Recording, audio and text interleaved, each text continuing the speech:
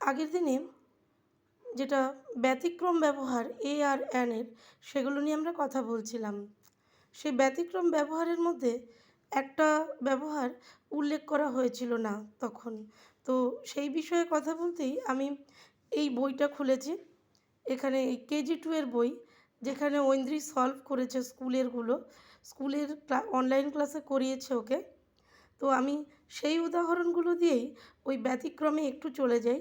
সেটা বলতে গেলে আমাদের যখন দায়ের ইউজটা আসবে সেটা আমরা পড়ব, কিন্তু দায়ের ইউজের জন্য আমরা আলাদা কোনো ভিডিও করব।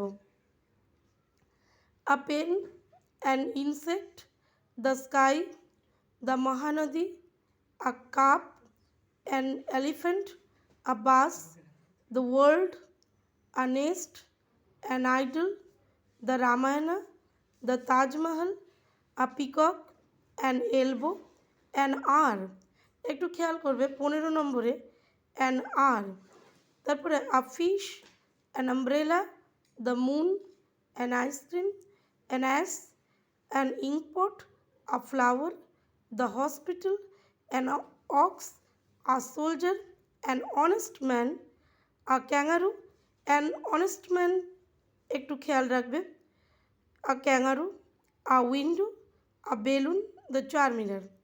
এখানে দেখো আমরা অ্যান আওয়ার 1 ঘন্টা আর অ্যান অনেস্ট ম্যান মানে 15 নাম্বার এবং 26 নাম্বার, এই দুটো নিয়ে কথা বলবো। এখানে কিন্তু কনসোনেন্ট দিয়ে শব্দটা শুরু হওয়া সত্ত্বেও আমরা অ্যান বসিয়েছি, এ নয়। কেন?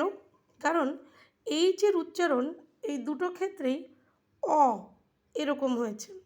এইচের উচ্চারণ কিন্তু হ হয়নি। হর্স যদি বলি একটা ঘোড়া, সেক্ষেত্রে কিন্তু আ হর্স হবে। কিন্তু যেহেতু এখানে অনেস্ট, হ উচ্চারণটা এখানে হচ্ছে না, অনেস্ট, তাই এইচের উচ্চারণের সাথে এই শব্দে এইচের উচ্চারণের সাথে প্রাসঙ্গিকতাটা আসছে অ্যান বসানোর।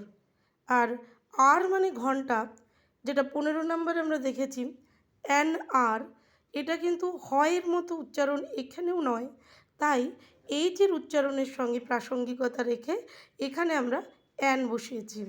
বাদবাকি এই ধরনের উচ্চারণগুলো ছাড়া এইচের উচ্চারণ যেখানে হবে সেই সকল জায়গাতেই আমরা এ ব্যবহার করব আর্টিকেল হিসেবে। কিন্তু এইচের উচ্চারণ যেখানে অ এর মতো সেই ক্ষেত্রগুলোতে আমরা অ্যান ব্যবহার করব। এই অবধি।